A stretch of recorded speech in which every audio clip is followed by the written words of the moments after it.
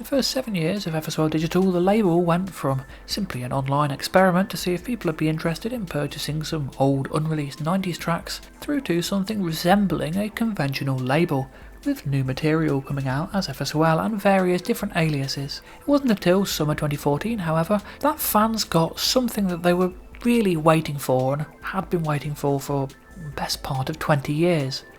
An official announcement that a completely new FSOL album was on its way. Welcome back to Earthbeat Visions, a history of the future sound of London, and this time we'll be looking at Environment 5.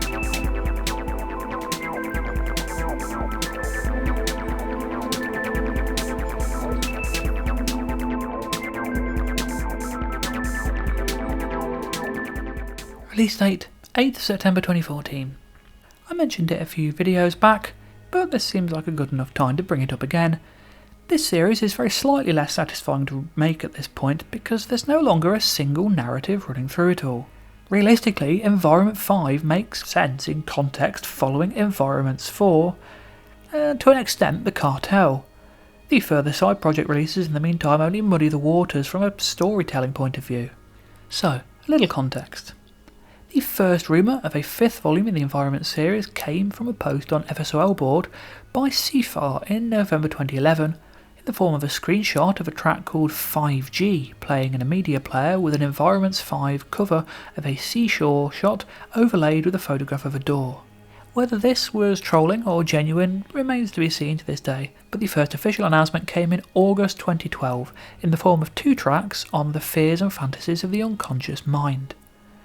Things then went quiet for a long time, until an image was posted on Brian's Facebook with the caption "Environments 5, soon come." FSOL soon and real-time soon are, of course, very different things, with Environments 4 advertised as coming soon over a year before its release. Nevertheless, interest was piqued. The image was posted just as the album was completed, with Buggy starting to work on art and possible release ideas doing the rounds, including a sadly short-lived prospect of a multi-part single to promote the record. Next up in the rumour mill was the appearance of shots from a photo shoot supposedly taken as part of the album's recording, although with the metadata pointing them to being from 2009, these two were dismissed as incorrect information. There was a strange buzz around this album, with so many snippets of info appearing throughout the run-up to it, to the extent that it really felt more like a conventional album release by another band. The usual hype. The actual promo campaign eventually began in late June 2014, with a wonderful homage to the classic 70s synthy adverts. And then, in a genuinely surprising move, Gaz got in on the promotion. Other than popping a few clips of Environments 4 tracks on his YouTube account, Gaz had been pretty much silent on the FSOL front for many years by 2014, with early 2009 interviews being the last time he spoke enthusiastically about the project. Very proud of this upcoming FSOL album, some very deep personal synchronicity behind it which feels like I've reconnected with my former self at the same time reconnecting here via Facebook with some incredibly important people from my past. Don't quite know why I let such people leave my life, and don't quite know why I left FSOL behind when it represents such a huge emotional aspect of my personality. But there you go. We are a mystery unto ourselves sometimes. Love this track featuring the wonderful Raven Bush with a majestic violin performance. In solitude we are least alone. Can't wait for people to hear the whole track and album. The sentence, don't quite know why I left FSOL behind when it represents such a huge emotional aspect of my personality, that was a real goosebump moment. Gaz regrets leaving FSOL behind, he's excited about the new album they've both been working on. There was a huge outburst of positivity and love on the FSOL board in response. And then the videos started coming. Firstly an abstract teaser with a few hints of the sound and art. This footage then expanded to include clips of Source of Uncertainty and In Solitude We Are Least Alone. A few weeks later, a pre-order appeared on Amazon with a press release that once again featured a phrase that caused great excitement for fans. It's the last sentence, although I don't think I need to point that out. Following on from the themes of the first 4 Environments albums, 5 explores the space, time, dimension that exists when we die. The moment of departure. It includes appearances from Daniel Pemberton, BAFTA-nominated Ivor Novello winning composer, Raven Bush, Siddhartha, and Symphony Neotropic. The Environment series originally began as an archive of previously unreleased recordings, but Environment 5 features 13 all-new songs recorded in the first half of 2014. If there was ever a proper follow-up to Dead Cities or new FSOL album, this was it. Throw in the fact of it being the first FSOL album with a very distinct theme exploring the concept of death, and the joint CD and vinyl release, it really felt like a proper event in the way that no previous FSOL digital release had. It had taken a very long time, but FSOL were very much back. A third video followed, showcasing the much more overtly electronic sounding Machines of the Subconscious and announcing an FSOL digital release date a week before the general release, with pre-orders promising a 3-track exclusive EP as a free download with every FSOL digital purchase. Intriguingly, the final video uploaded to promote the album came in the form of a track called Electric Brainstorm from the bonus EP. And eventually, after months of build-up and speculation, the album finally came out. I was lucky enough to receive an advanced download copy for my 30th birthday. My God, was it that long ago? And fell in love with the record immediately. My opening point about context comes back here. This feels like the natural extension, or the natural sequel, to Environments 4. The album is by far the most live-sounding FSOL album to date, with more in the way of live instrumentation than any previous record by far. It builds on the new elements of Environments 4, adding in more traditionally amorphous-sounding material throughout the record, whilst managing to sound nothing like an amorphous album at the same time. 3 tracks even include sounds from The Cartel, the first time the two projects have had any major crossover. Gaz's favourite phrase, euphoric sadness, is a big part of the difference with the hugely melancholic feel to proceedings. Brian's father died around the time the album was begun to be recorded, which fed into the mood, and indeed the album's concept. Stylistically, it's more varied than the previous volumes, structurally alternating between longer, more rhythmic tracks and shorter ambient pieces, including several Daniel Pemberton piano performances, Sturmazdale on vocals, and a guitar-based drone piece. Only the latter of these, Multiples, really feels like an environment, however, with everything else being an individual track in its own right. Along with the post-rock-esque elements of Point of Departure and Moments of Isolation, there's also the soundtrack-ish Dying While Being Held, the pulsing electronics of Machines of the Subconscious, somatosensories pounding breakbeats, and the jazz drone of The Dust Settles. The inclusion of several modern classical-leaning pieces is also a welcome return after their general absence on the previous volume. Interestingly, the vinyl edition places somatosensory at the start of side B, perhaps because its more immediate sound works better at kick-starting the side than the ambient multiples, although I think both would work just as well. It's the first time a tracklist of one of the band's gapless albums has been altered between formats. Despite the album's length, a rather short 53 minutes, especially short given early rumours of it being a double album, it feels truly epic. An intriguing aspect about the album that it's the first FSOL full-length release to feature no previously heard tracks, other than, of course, the YouTube clips. The previous 3 volumes have been previewed on Electric Brainstorm mixes, whereas for this album, everything was completely new to listeners. The previews, heard on Fears and Fantasies of the Unconscious Mind, weren't featured at all. The art's unusual. On the covers of previous volumes, a certain amount of computer imagery features alongside photography, but here the cover is simply a landscape shot of pylons in front of a mountain range. For what feels like the band's most powerful epic-sounding album, the somewhat humble cover is quite strange. The CD doesn't include a booklet, but a 6-page fold-out sleeve, with one side displaying the full landscape shot and the other side having 3 separate photos, a seashore, canal or canalised river, and a tunnel, each of which can be seen in the album's promo videos. Over these is a scribbled line which may be a graphic representation of the album, possibly a stylised waveform. The landscape shot extends to both sides of the CD tray, including the book cover. The front and LP spine use a similar font to the traditional Eurostyle expanded, albeit slightly different. The back and CD spine feature standard Eurostyle, their frequent appearance in the FSOL digital era. Fairly straightforward left-aligned track list and credits don't have any link to the earlier FSOL digital layouts, evidencing that while the photography and inner booklet art are Buggy's, the overall layout and construction this time is by Brian. interestingly in the credits the music's listed as being recorded at Earthbeat, as well as the pair's new home studios, suggesting there are still subtle elements of old music buried beneath all the new stuff. Brian seems to have settled on 9LW for his studio at this point, whereas Gaz has extended his home's name to Le Chateau 18. The tracks are written by the Future Sound of London, a rare exception to the usual Dougans Cobain format. The CD features the linked squares logo previously seen on the first two environments, as well as the EBV Ever So Well Digital Exploding Head logo. No logos appear anywhere on the LP edition. The LP doesn't feature a gatefold sleeve and thus misses all the lovely inner art from the CD. The official site is listed as fsoldiggle.com in an accidental typo.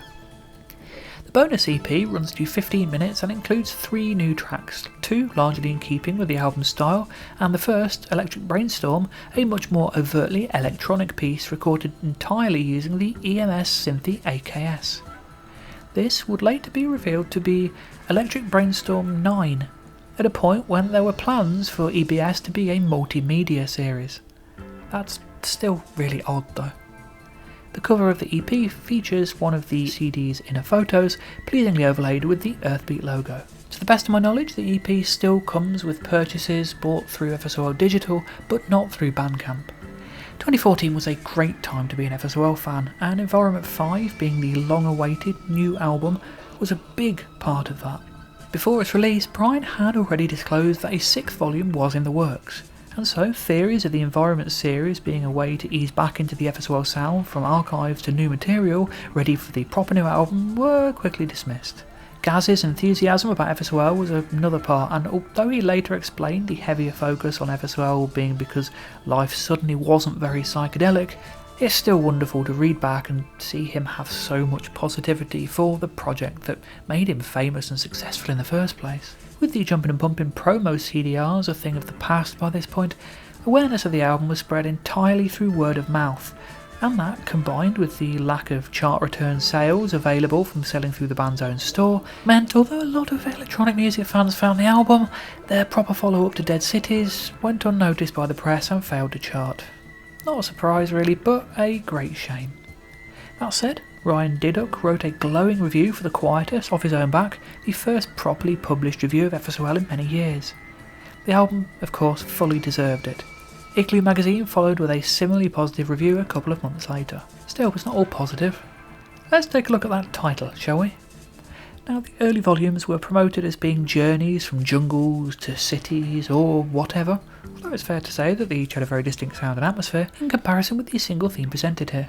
It's relatively easy to overlook the subtle differences in titling of those earlier ones, but this... just look, it's Environments, Environments 2 with Roman numerals, Environments 3 with a number, Environments 4 with a number, Environment 5 written as a word. You could just about get away with a singular environment, but spelling the number as a word as well? That's just not on. Point of departure. There's one thing Brian and Garry are very good at, and I'm aware how ridiculous that phrase is in context of a video series that examines everything they've done in ludicrous depth and is currently planned to be about 80 videos long, but if there's one thing they are good at, it's album openers. I've been critical of their choice of closing tracks before, but in terms of opening tracks, only Just a Fucking Idiot doesn't tick all the necessary boxes, be they brief ambient intro leading into an energetic track, or a mellow modern classical opening piece in the case of the previous 3 environments. Nevertheless, Point of Departure is an especially strong opening track, very probably the best in the band's catalogue. Starting with layers of reverse sounds, it very gradually builds up, initially a single shaker loop, then a saxophone melody, as previously heard on Amorphous tracks Regrets and Last Respects on an Ocean of Regret, then a full drum kit, electric bass, synth bass and synth chords. The electric bass gradually plays expanded phrases as the track develops, and classic FSOL style female vocal samples are added into the mix. In the same way as several classic 90s tracks, despite being the product of electronic production, it could very easily have come from a live band, with the building to a crescendo structure and unusual instrumentation reminiscent of many post-rock bands. After a brief burst of analog synth arpeggios, the piece fades out to an outro environment of drones and improvised piano. An epic melancholic introduction that gets the album off to an amazing start. Source of Uncertainty. The first ambient interlude track on Environment 5 returns to the modern classical approach suggested on earlier Environments albums. Dan Pemberton plays a beautiful piano piece, overlaid by choral synths reminiscent of those on Summer's Dream, and chirping, gurgling sounds, possibly sourced from field recordings, possibly synthetic. A much longer alternative version appears on archived environmental views. Image of the Past. A very direct crossover with the Cartel, Image of the Past is effectively an alternate mix of hide and speak, utilising these same harp, string and flute elements. Here the funkier end of the amorphous version is dialed back in favour of a more fitting melancholic feel, with lighter drums, mournful saxophone melodies and synth riffs. In a return to more 90s FSOL sound, numerous sounds are layered over the top, although they're mostly more typically musical than the older gurgling samples, with guitar notes, synth chords and such being the main sound sources. Nevertheless, it manages a nice balance between the 21st century more minimal approach and the busyness of 90s FSOL. Beings of Light. In 2017 I created a Sporkle game, I'll link it down below, in which you had to guess every FSOL track title in the space of 20 minutes. Playing it to this day I'm yet to get 100% and the turning point is always Environment 5. Before that I know everything. The problem with this album is the something of something format. Almost half the tracks follow the same title structure. It's just a bit weird and confusing. Beings of Light is only the third track to credit Riz Maslin as a musician, despite the band's close relationship with her over the years.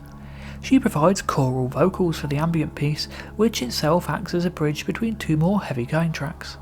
The sound design in the FSOL digital era has continued to improve over the years, and the background sounds here are just marvellous.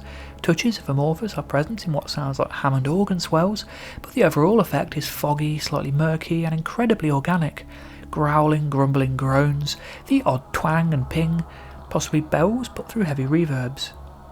Riz's vocals are haunting in context of the piece, adding up to a spectral choral ambient track that links its two more upbeat neighbours in style. Although never hitting complete silence, Beings of Light fades out to only a very slight hum before reaching the following track. In Solitude we are least alone. The first piece heard from Environment 5 follows in the style of the first piece heard from Environment 4 by being slightly more amorphous-y sounding. Clearly one of the tracks with a particularly strong element of gas to it, In Solitude We Are Least Alone begins with piano arpeggios and violin improvisation from regular amorphous contributor Raven Bush, overlaid with synths. Subtle percussion loops add a rhythmic touch, but it isn't until the chugging synths and drum machines around the halfway point that the more electronic side of the piece comes through, reminding listeners that this is indeed an FSOL track. At the halfway point it goes through a hell of a change with layers of effects added. I described this at the time as sounding like a growling, writhing monster of sound, and that still seems like an apt way of putting it. Although far more uplifting in tone than the rest of the album, the increasingly bizarre, mangled electronic sounds in the piece are completely FSOL in texture, and the warmer feel is a welcome change for the more melancholic pieces earlier in the record. The final minute introduces bells and field recordings, the aeroplane from Vit, and a brief element of stomach acid as a full closing environment. The stomach acid snippet is followed by a sample of man whispering "what the fuck was that?", which feels incredibly meta, although the pairing of track and voice is actually cut from the TV movie WSH, scored by the band in 1995. Viewed from below the surface. After a no-show on Environments 4, the Views series continues here with a piece led by Dan Pemberton's piano. Background ambience comes in the form of a low rumbling loop, occasional synth notes and treated field recordings. The title is incredibly apt with a muffled underwater feel to the piece. Near the end, the glitching sounds first heard on Viewed from an obscure angle appear in the first link between the Views tracks. The atmosphere is melancholic and haunting, continuing the general mood of Environment 5. A reworked version of the track appears on archived environmental views. Multiples. Multiples is the only track on Environment 5 that feels like an environment in its own right, structurally at least, a move away from the shorter track-focused previous volumes. Effectively built around reverse guitar notes with a frippatronic sounding distortion on them, this track acts as a palette cleanser between two darker sounding pieces. As ever with FSOL, even a simple track is fairly dense with synth drones, percussion samples and EMS bubbles at the end. Dying While Being Held. Led by layers of synth harpsichords and brass, Dying While Being Held feels like a computer game soundtrack piece and not really like anything released by the band before. The violin and piano motifs are certainly more typically FSOL, but the dramatic melodies and similar title are incredibly unusual for Brian and Gaz. Heavily gated drums come in for the second half, adding a bizarrely stilted marching feel to proceedings, with a subtle electric guitar riff added near the end. The main track ends with booming gongs and tinkling pianos, which are then reversed, while a male voice states, "I don't remember what happened to me," forming a haunting outro environment. Machines of the Subconscious. After 2/3 of an album of slightly proggy guitar, drums, piano heavy music, Machines of the Subconscious is a brief return to fully electronic FSOL mode with analogue synth plops, booming bass and melancholic synth chords. Despite the track's minor key, the emphasis on the airy synth pads gives the piece a much lighter feel than a lot of the record, and it acts as a brief repose from the denser arrangements of the rest of the record, without jarring the mood at all. Odd field recordings close the piece and lead into the next track. Dark and Lonely Waters. Named after the public information film that inspired the Electric Brainstorm's mix of a similar name, Dark and Lonely Waters doesn't include samples from the film, and is in fact somewhat calmer and less bleak than one might expect. Gentle and pensive piano chords from Dan Pemberton are the main focus, behind which synths gurgle and field recordings rustle. The final 45 seconds descend into a hypnotic oboe loop, adding a touch of unease to the otherwise surprisingly light-sounding track. Somatosensory. One of the two genuinely uplifting pieces on Environment 5, Somatosensory places chunky breakbeats against layers of major key melodies. Analog synths play a catchy tune while choral samples form uplifting chords, and arpeggios lift the tempo. I originally described the track as a life-affirmingly beautiful version of Slider, and I think that description still does a pretty good job. The final minute takes things into slightly darker territory, with booming synth notes and a minor key arpeggio moving the piece in a surprising direction. The final 30 seconds features an array of subtle, quiet synth tones as a closing environment. The Dust Settles. A fairly dark and intense sounding track for Environment 5, The Dust Settles is built around a dark, reversed electric guitar loop with bell sounds and synth notes layered in the background. The piece is heavily reminiscent of Scandinavian avant jazz in its mixture of electronic and live sounds, especially as much of the background texture feels very close to treated trumpet. The final minute is a closing environment, including a man stating "I was perfectly conscious," plus a range of gurgling background sounds similar to those found throughout the album. A synth arpeggio and piano loop fade in at the end, leading to the album's final track. Moments of Isolation. Environment 5 closes on a profound note, with Moments of Isolation, an epic post-rock piece, utilising the same percussion as album opener Point of Departure, as well as the same saxophone riff previously heard on Cartel tracks Regrets and Last Respects and The Notion of Regret. It brings the album full circle. As well as pizzicato strings, electric bass, piano and of course saxophone, the track also includes many layers of analogue synths, bringing another live feel to proceedings. Gaz contributes vocals, nothing more than oohs and ahs, but incredibly evocative and emotional sounding, especially as they're layered with synth strings at the end of the track. With the album being a partial response to the death of Brian's father, the emotive closing piece feels particularly poignant and is an absolute career highlight. As Gaz's vocals fade away into gusts of wind, there only remains the feeling of having listened to a truly remarkable piece of music. Electric Brainstorm. So here's an interesting thing. The Electric Brainstorm series was originally intended to become a multimedia series, with the 10th volume tentatively planned to be a VHS release. This never happened, and by now it's clear the series has either come to an end or at least gone on a long hiatus. In 2014, plans to incorporate all kinds of things into the EBS family were still all go, and the 9th volume ended up being this track, which is odd. But there it is. The piece is created entirely using the EMS synth, the AKS, showing Brian's increasing obsession with the instrument. Given that his was given to him by his father, who owned one of the first 10 synthes ever made, this fits in well with the theme of Environment 5, even if musically the darker, glitchier and more intense feel of the track is very much at odds with the album. Starting with pulsing loops, a brooding melody comes through before gurgling noises take over, bringing the track to a standstill. The darker notes return once again, providing a sinister atmosphere that will be completely at home on the 90s FSOL album, despite the track's lack of samples. Unlike Environment 5 itself, this bonus EP track ends in silence with no seek to the following piece. The synthy alone approach of the piece would end up being the basis of the Synthy A album released 2 years later.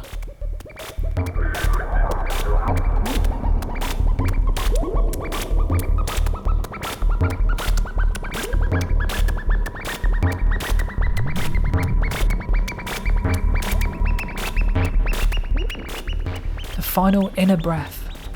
One of the most overt links to Environment 5's death theme, the final Inner Breath is the bleakest sounding piece released from those sessions. Opening with lone synth notes, the various sounds eventually coalesce into a number of eerie arpeggios which accompany an ominously plodding beat. Numerous notes, percussive sounds and synth glitches are placed over the piece in classic FSOL style, adding texture. Though stylistically similar to some of the pieces on Environment 5, the grimness of the track's mood makes it obvious why it was left off the main album for inclusion on the bonus EP instead. The final minute does add much brighter synth chords, potentially suggesting an ascension to an afterlife before fading to silence.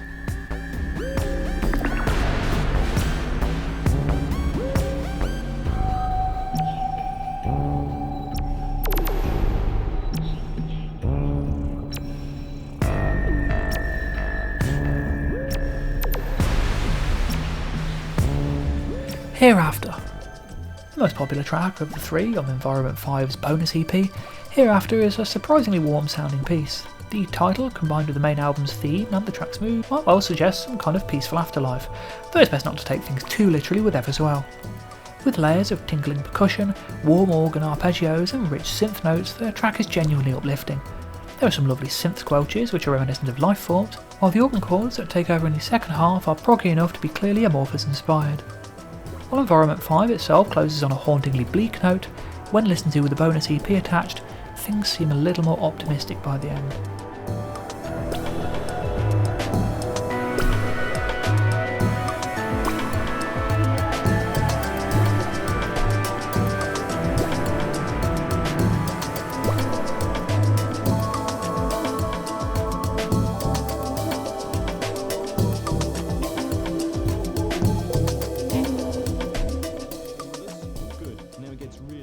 Sound of London, Electric Brainstorm 10 Micro Edition, Terminal Radio, 24th of October 2014. Now it seems as good a time as any to talk briefly about the band's relationship with their fans. The short-lived official message board disappearing and the FSOL list hemorrhaging members, the amorphous material did not go down well there. Pete Godfrey's FSOL board became the best place to talk about the band. Although starting slowly, by the early 2010s the place had developed into a thriving community dedicated to discussing the endless stream of news, rumours and releases of the FSOL digital era. Not only did the band read the board, even sending in the occasional response via myself, but their manager Graham Hicks is a member, adding news and responding to queries about FSOL digital. Not bad for a band with a reputation for being aloof. At the same time, a small musical community was forming on the music subforum, with half a dozen or so producers coming together to create a series of compilations entitled Terminal Window, named after text in the Dead Cities book, in response to an open invitation to send in music and demos on the original version of FSOL Digital. Some of these musicians even released music through the site. Myself as Second Thought, board member Beatles as Heard, and a collaboration between myself and fellow member Loothlink as Sturmazdale. Mesh and myself were invited to remix Cartel material, his appearing on the Cartel remixes, mine originally lined up for a library music release that never emerged. The Terminal Window albums were moderately successful, amassing 100 or so downloads each. Craig Gilman, aka Loothlink, suggested a broadcast-based spin-off called Terminal Radio, each being a 2-hour show featuring 8 15-minute segments provided by us board members. Though some of us were initially sceptical about whether it would work, myself included admittedly, and gained a bit of a following in its own right with many hundreds of streams and downloads on SoundCloud for each broadcast. After initially just appearing on SoundCloud, the show was picked up by Fnoob Radio and eventually found a regular home on digital station Future Music. The 22nd broadcast was curated by Mesh, and using his contacts and charm, he put together an incredible lineup featuring a number of big electronic music names such as DJ Food, Youth, Ishq, Mixmaster Morris, Neotropic, and a mix from FSOL Digital. What started as a little experiment inspired by FSOL now featured a mix from FSOL. Electric Brainstorm 10, a micro edition, is the name of the mix featured. The mix begins with an experimental piece Brian recorded from the radio many years ago. FSOL's Sorrow is played over the top. The track was first heard on Electric Brainstorm 6 a few years before. Not exactly primetime Radio 1 stuff. The track following it was initially listed as Sewage Worker Triangle by Z-Box, but ended up released on Environment 6 as Voyeur, intriguingly. That is high pitch, with noise on a short decay. More vintage synth demo speech bring us back to analog gear again. The cover, designed by Lisa Bartlett, is the most overtly hauntological design in the band's history. The following track, Japanese for Downfall, or, separately, Flashing Perish, is a fairly lo-fi synth piece, and was listed as being set for an archive date, although this never happens and it remains unreleased. The next track, Unfurled, did end up on Archive 8, although it wasn't listed as such at the time. It's actually an extended version here, which continues with synth drones after the album version finishes.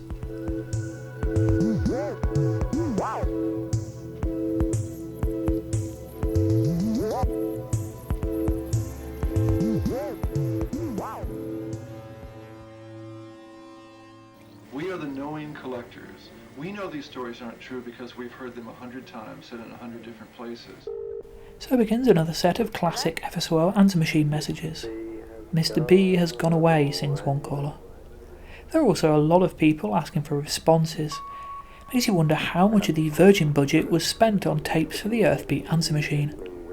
2013 compilation piece Lakeside is up next, and a brief unreleased drone piece, overlaid with quiet spoken word, brings the mix to an end. A few days after broadcast, it appeared on the FSOL Digital YouTube account.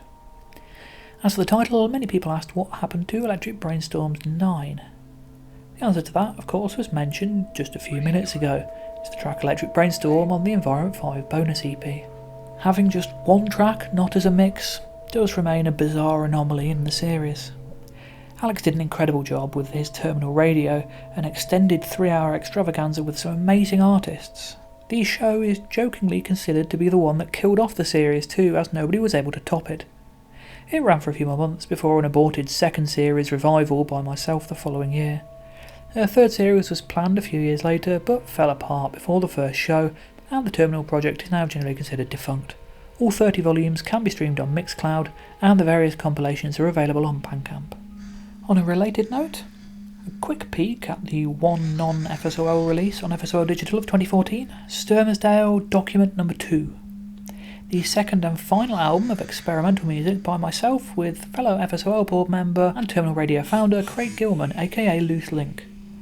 Described as 6 acousmatic, electroacoustic, dark ambient, glitch sound experiments, exploring microcosms within microcosms. This was the final of the run of spring digital releases on FSOL Digital in early 2014, and possibly the most abstract release on the label, largely drone and noisy sound art. And on that note, today's edition of Earthbeat Visions comes to a close.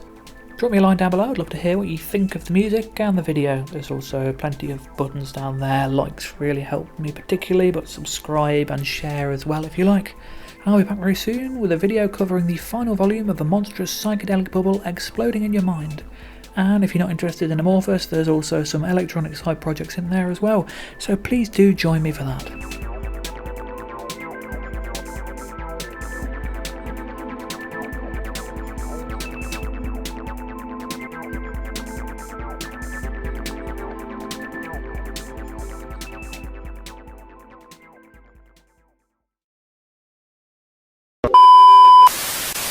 In Solitude we released Alone and begins with piano arpeggios and bye bye bye bye bye bye bye I'm going to go because I fucked it up.